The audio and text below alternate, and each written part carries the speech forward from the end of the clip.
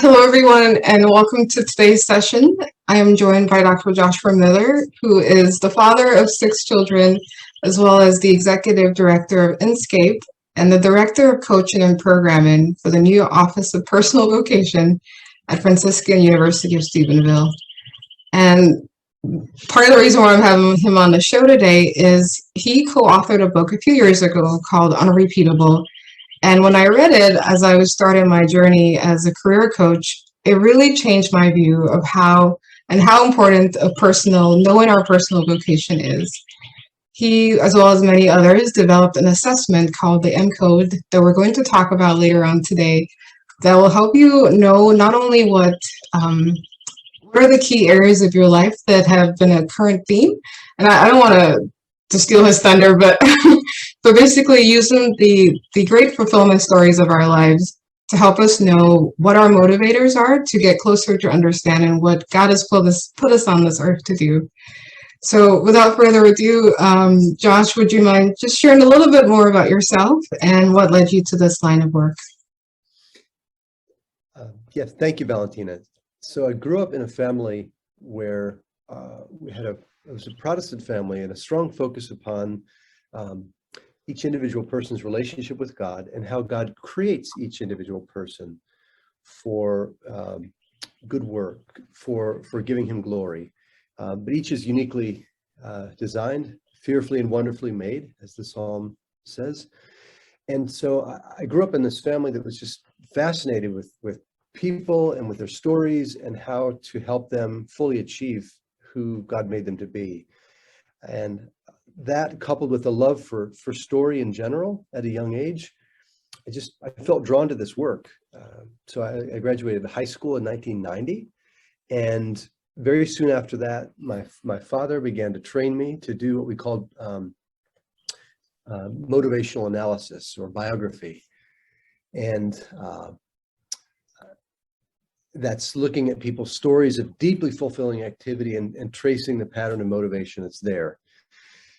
Now, I also became Catholic and was very involved in the pro-life movement. And there again, very sensitive to how each child is precious before the Lord. And so I was drawn to the Catholic Church through primarily the pro-life movement. But then I wanted to find out if my family's work was really Catholic. And so that led me to Franciscan University and to exploring church teaching about personal vocation and about human development, and how my family's work, is within that context. So fast forward to about 10 years ago, I was looking for a way to help my family's work be more scalable and accessible, because it was long and expensive to do that longhand motivational analysis. So myself and a group of 5 others developed M Code, which is a way to draw out themes of motivation in a more streamlined and accessible way, but it's still based upon story. So we use that for all kinds of applications: coaching, personal vocation formation, team building, and other kinds of talent management as well. All right. No, I think it's so great how what your father did, you're continuing on, and even just a greater way. So I just love the impact that the generations have on us, and how we can continue their work in new ways. So I think that's really neat about your story. Yeah, I'm grateful more and more for that. Yeah. Yeah, my grandfather and my father. Okay. Third generation. That's awesome. So for those who aren't familiar with the term personal vocation, and maybe they've heard the word vocation used more so in the context of, are you going to be a priest or a religious sister, or they think of it as, are you going to go into a trade? Like, how would you define a personal vocation? Because it's different in a sense from those 3 categories. It is. You're right. It's a loaded term, and we use it in a whole variety of different ways. So very simply, we believe that personal vocation is God's call to us by name, and that it's always in the now. He calls us at creation. He calls us at our baptism. and in him we live and move and have our being. So he calls us every day. The personal vocation is a unique call by name, but it includes the call to holiness, because of course he wants us to be holy at every moment. It includes the states in life that we're called to, because we have to have a stable way of being in relationship with others, as a state of life is. It includes professional activities as well. Sometimes we think about vocation in terms of profession. So it's really all encompassing and particular. You know, when God calls each of us, he calls us by name, and that includes these other dimensions of vocation that we use. So why is it important for each of us to learn and know what our vocation is? Like, why does it matter? I think ultimately each person hungers for a life of meaning and purpose. Each of us hungers to make a contribution and to give of ourselves. And so it's very critical for us to grapple with God's call to us as persons. Part of the big problem of thinking about vocation just in terms of those other broader categories is that it reduces those categories to just states, and it can take the personal out of it. So for example, I work with a lot of young people, and many of them approach vocation as if it's something down the road to be determined. And many of them have a lot of anxiety about, you know, what am I supposed to do? What is my vocation going to be? Because they're just thinking about it in terms of a state of life. So that creates anxiety, needless anxiety, but it also undercuts the value and the joy and the dignity that they ought to be experiencing as they live their personal vocation in the present moment. So every single semester for the last 11 years, when my colleagues and I help our students to recognize that personal vocation is a call by name that's in the now. Yes, discernment down the road is important. Yes, our state and life decisions are important, but the Lord wants us now. And so when we recognize that today I'm called, you know, I can deal with today, right? And I can be comfortable in the responsibility and the dignity of today. So it's important, one, because God desires us to respond to him in the present moment. He wants us to build his kingdom in the present moment, and wants us to be joy-filled and fruitful as we live for him on a day-to-day basis, responding to his call. It's also the case that whatever state in life vocation that we have is going to be informed and permeated with how he's already created us uniquely. So if I'm just thinking about state in life vocation as a kind of function, and not that God calls me to that particularly, then I may be really burdened by that state in life rather than live into it as the unique person that I am.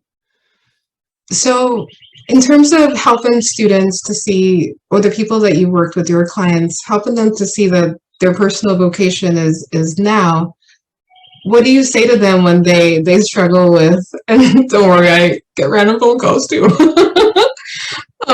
What do you say to them when they are in the midst of anxiety where they want to know what that next step is, and they're not yet ready for that? So let's say they're, in college and they're not graduated yet, but or if they're waiting to be married and they're not married yet, like what do you say to them in the midst of that anxiety?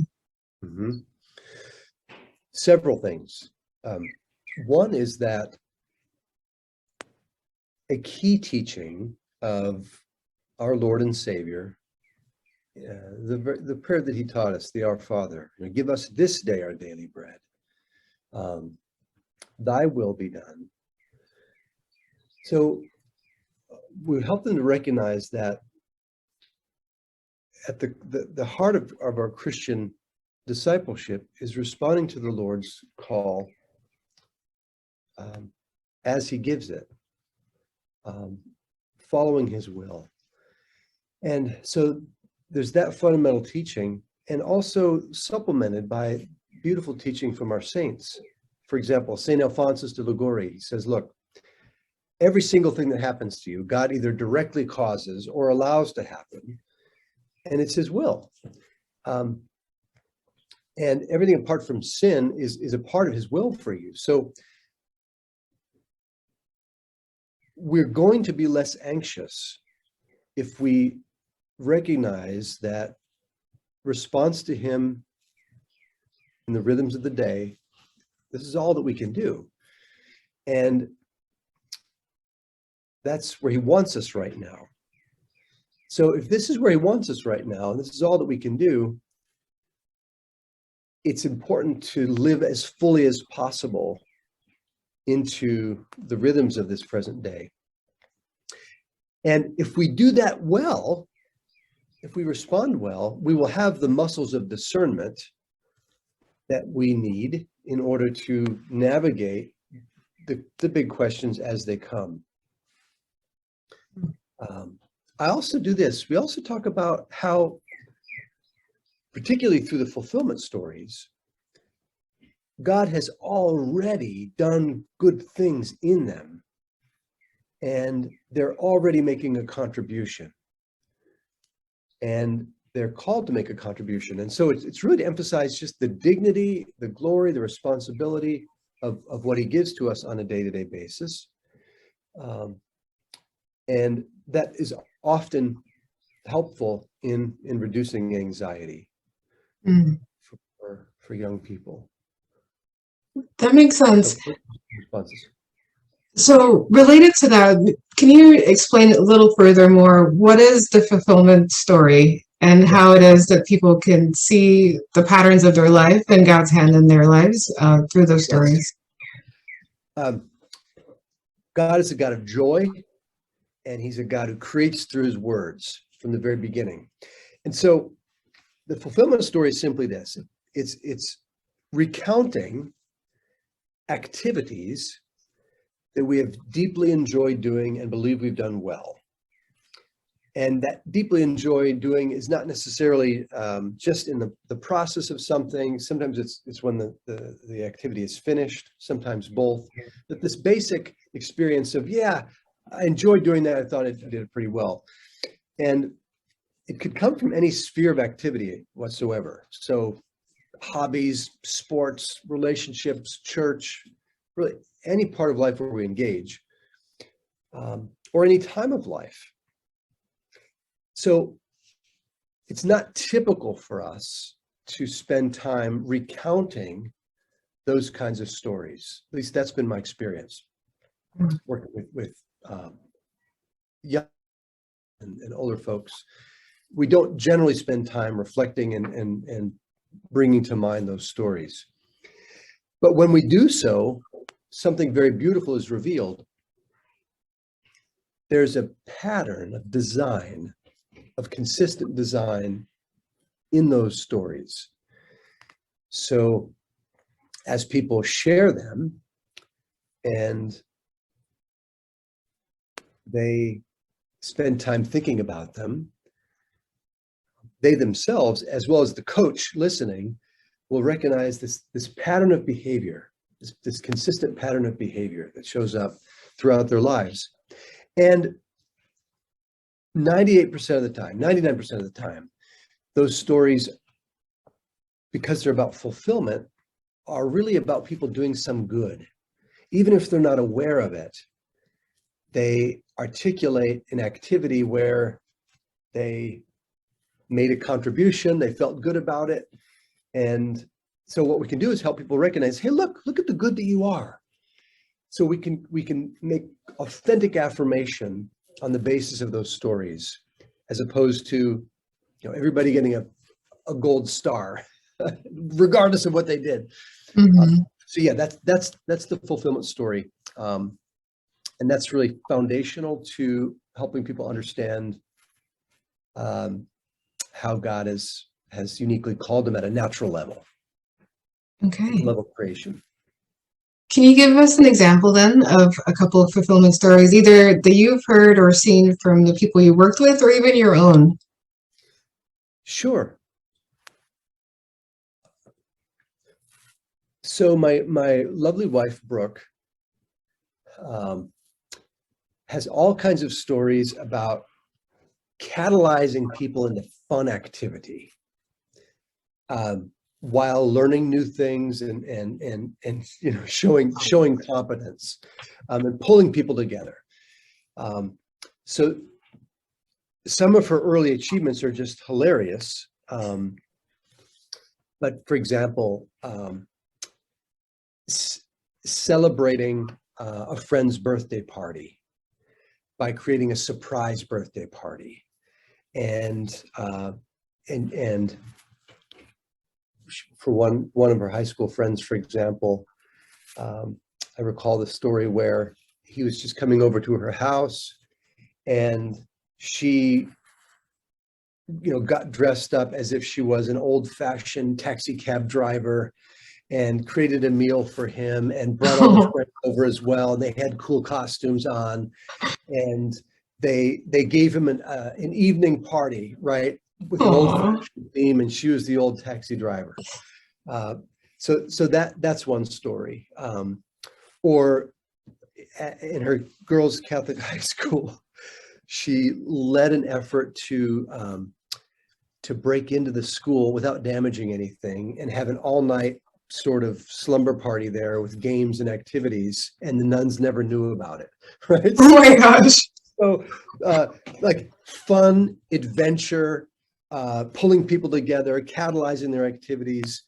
Right now, she's a coordinator for the Inscape mission program, where she's, again, creating events and pulling people together and creating all kinds of activities.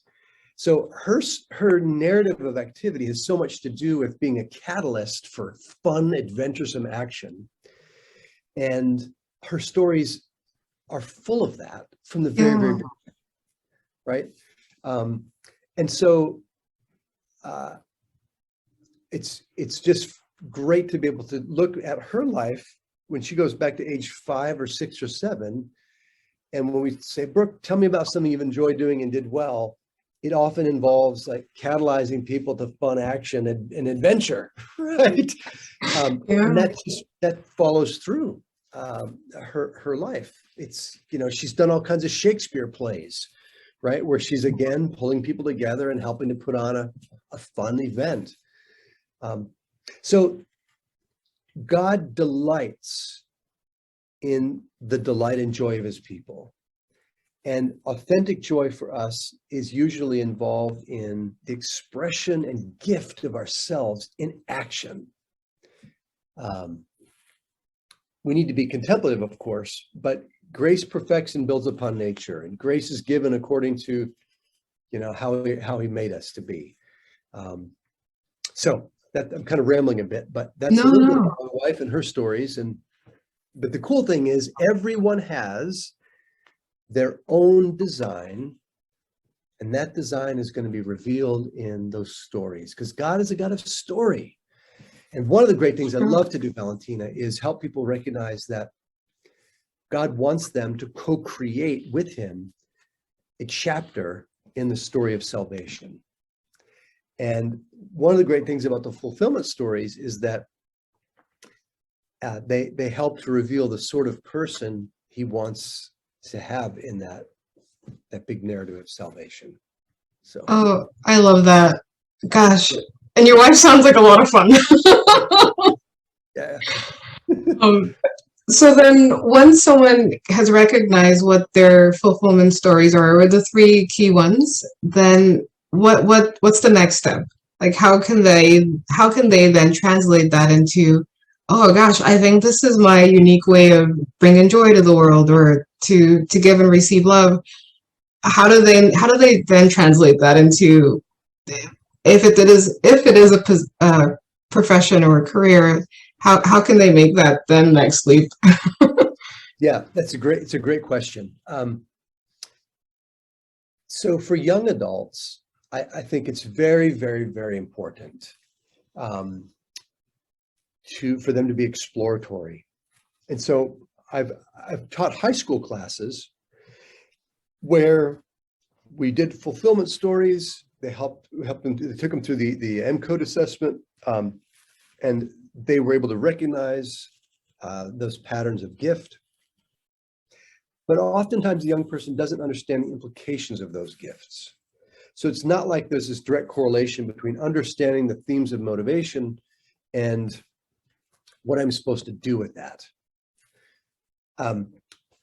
So what I love to do is have people start to explore simply what they're interested in and get really close to that.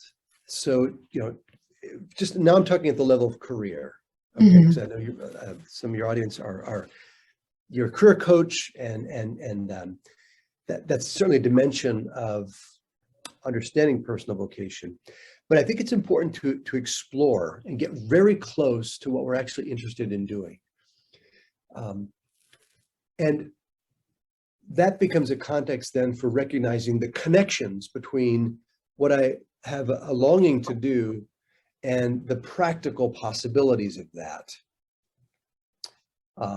So for example, yesterday in this very office, I had a young person who said, look, I'm an education major and I like to coach, and I really love bringing Christ to others and having an impact. I'm not sure if I want to be a teacher really in the classroom.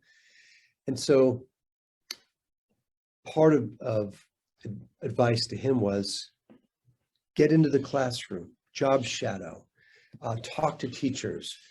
So for young people in particular, as much exposure as we can give them, as much exploration as we can give them without having them drop $100,000 of college debt or get involved in that much college debt, that's important. The other thing is, there are other simple assessments like strong interest inventory or pathway U, where they're easy to take, and there are oftentimes possible careers that pop up on the basis of that assessment. And one of the things I do is I say, look, now let's look at your fulfillment stories and that drive of motivation revealed by them.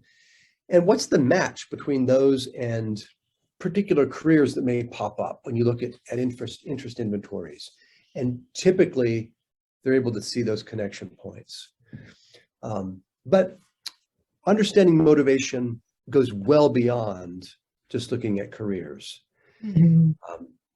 And it's also a great way to understand how God wants to be intimate with us. Understanding some of the tension points in life, understanding why certain people I'm drawn towards and other persons kind of irritate me. So there's a lot of implications that come from understanding those innate drives of motivation, besides just career. Yeah, no, and that is a very good point. So related to that, can you give us a couple examples of some motivators that Sure. some people might have? Yeah. So now I'll turn to my own self.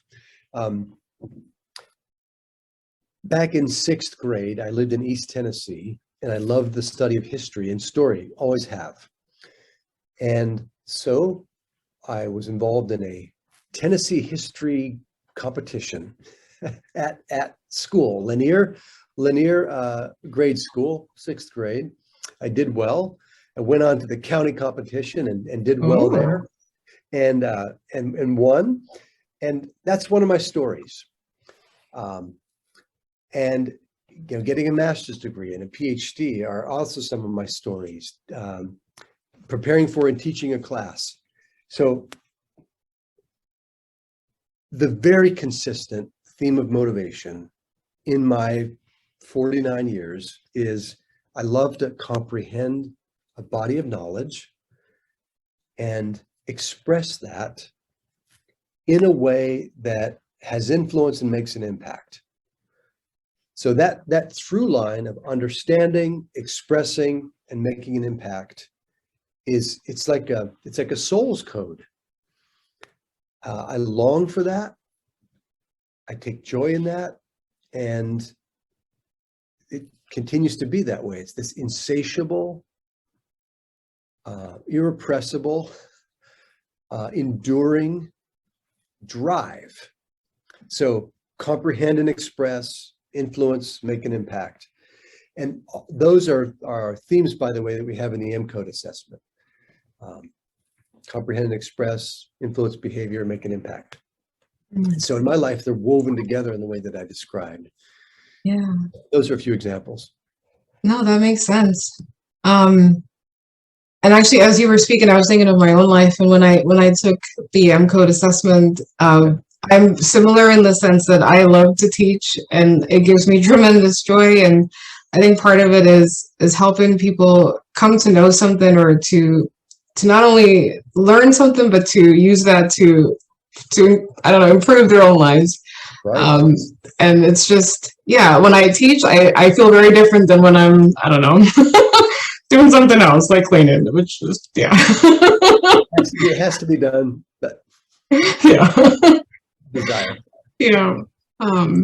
And so related to that, once we know and have a greater understanding as to what motivates us, then is our next step to, and I'm going to be a little like over the top on this, like to quit everything and go do that one thing that does do that? Or is it possible to maybe, I'm just going to stick to a career, like to be in a career, and then maybe your hobby is something that motivates you, or that drives you?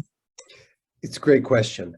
And it's not an answer. Life is complicated, and we have a whole variety of responsibilities. So the thing about understanding motivation is that although there are ideal fits, that's true, ideal jobs, that's true, we can channel and manage motivational energy in a variety of ways. And when we go back to what we were talking about earlier, the Lord has us in the palm of his hands and gives us every day to love him and serve him. Well, we're called to bear our crosses, and we're called to live as fully as possible into the demands of the day, the requirements, the needs of the day that we can. So it's not as if there's just like one place where our motivational energy is going to be satisfied. We live into what we were called to do according to how we're made. So, for example, as a father, I have 6 kids who are extremely different. One of them's in Green Beret training right now. Another one is a sweet kid with intellectual disabilities, and just a whole variety of in between. So I have to be myself as fully as I can to them, serve their needs in the way that I can. So it's a matter of orienting myself as fully as possible to meet the needs of the moment. Sometimes a job, to go back to your specific question, I may need to be in that job for a time, and I can't quit it for whatever reason. So it often is the case that if I'm not satisfied at all motivationally in that position, that having a hobby or a volunteer activity can be a great outlet for fulfilling that. And what that tends to do then is sort of, I can bring the fulfillment I'm experiencing there to other parts of life as well. Yeah. Yeah. No, that makes sense. And so as a person goes through the process of understanding their fulfillment stories, understanding what motivates them, and looking to see where God has placed them in their lives currently, and then maybe what their desires are for the future, that's a lot for a person to do on their own. And we're not called to do it on our own, for sure. Yeah. And so that's something that I really appreciated in your book, Unrepeatable, where you talked about the importance of having a good mentor or a good guide to help people through that discernment process. Can you speak to that a little bit more? It's so vital for us as persons to have other people in our lives who know us and love us and help us to be fully who we're called to be. We're social by nature, and there's no way we can flourish by ourselves. I think today more than ever, we desperately need mentors and others who are accompanying us. So to use the word accompaniment in a very broad sense, those who want to cultivate our development, we need that, and we need to give that, we need to receive that. The current generation of young people are the loneliest, in recorded history. And so I think that having a stance of attentiveness to the people in our sphere of influence is absolutely vital. And for those of us who are struggling to grow and not having mentors, I think that it's also vital for us to pursue mentors. We must be known by name. We must be loved by name. And that's simply what the Lord does for us. And if we're called to love as the Lord does, we have to move beyond thinking of ourselves according to these demographic categories, get to know one another by name, draw out and recognize people's stories. So I'm kind of rambling, Valentina, I'm sorry, but I just want to highlight the fundamental need for having these guides in our lives and being guides for others if we can.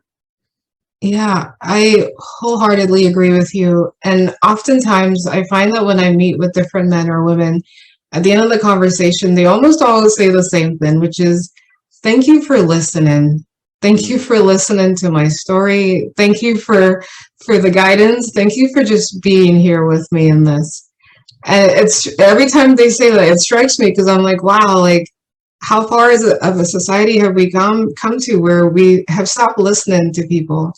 And we're in such a rush to share our own opinions and and to have the focus be on us. But oftentimes the greatest way we can love another person is to listen and to be there with them. And like you said, to call them by name and to have them remember that they are seen, known, and loved.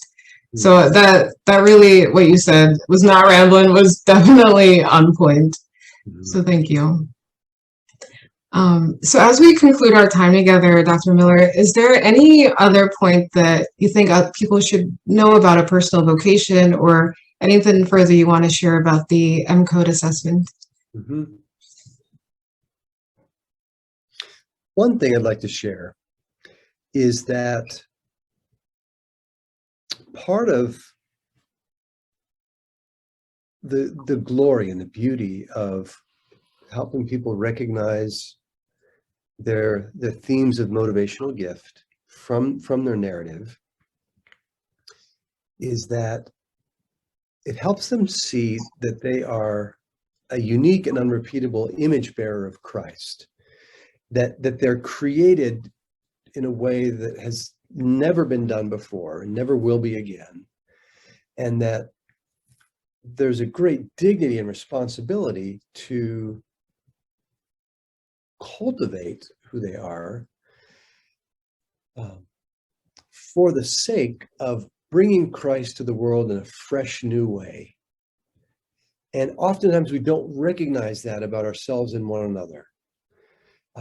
We think that it's the other person who's the saint, or it's the other person who has all that it takes. And we don't recognize our own dignity or the dignity of others, even at the level of creation.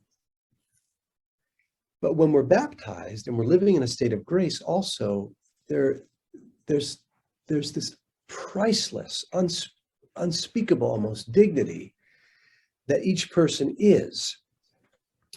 And we're on sacred ground when we are attending to another person, which we ought to be. But we also have to recognize that about ourselves. And it's not pride to see that the Lord made us uniquely and wonderfully, and that we're called to image him in a way that's never been done before.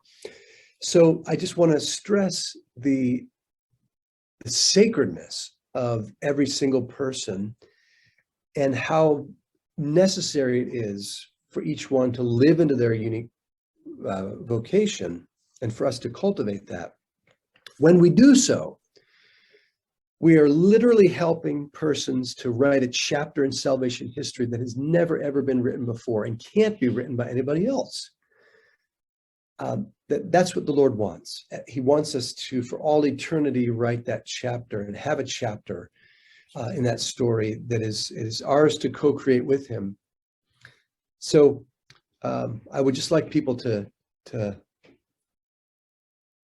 dwell on that dignity that other people have and that each one of us has, and to work every day to write that story with the Holy Spirit. Oh, that's beautiful. Thank you. The gift it is to us. Yes, yes. Well, Dr. Miller, thank you for this time together. And if someone wanted to either get your book that you co-authored on Repeatable, or just to learn more about the M Code, where can they go? We have a new website. The old website was inscapevocations.com, but we've opened up a whole new non-for-profit organization called the Inscape Center for Personal Vocation. And so they can go to inscapecenter.org. So that's INSCAPE center.org. And they'll learn more about our work of cultivating personal vocation. They can go to motivationcode.com for more information about M-Code, although we will have information about M-Code on the inscapecenter.org site as well. Okay, great. Well, Dr. Miller, thank you again for being with us. I really enjoyed our conversation, and it opened my eyes to just even to look beyond the traditional definition of a personal vocation, of a vocation, and to see that it impacts every aspect of our lives. And it is a way for us to give and receive love in such a unique way. Mm-hmm. So Well, thank you for your time, and thank you all for listening, and I'll see you in the next episode. Bye-bye. thanks, Valentina.